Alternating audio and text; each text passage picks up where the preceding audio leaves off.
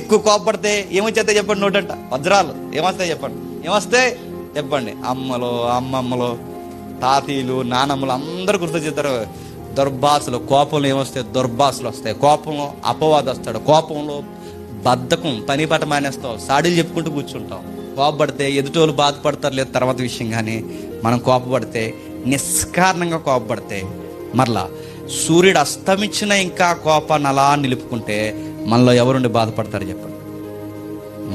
చాలామంది సోగ్గా చెప్పుకుంటారు. ఏమని చెప్పినా, నాకు చాలా కోపం అండి, అది పెద్ద అవార్డు, మరి నాకు చాలా కోపం అండి. అది ఎలా ఉంది చెప్పినా, నాకు అపవాదం అంటే ఇష్టం అండి అన్నట్టుంది, నాకు దుర్భాషలు అంటే ఇష్టం అండి అన్నట్టుంది.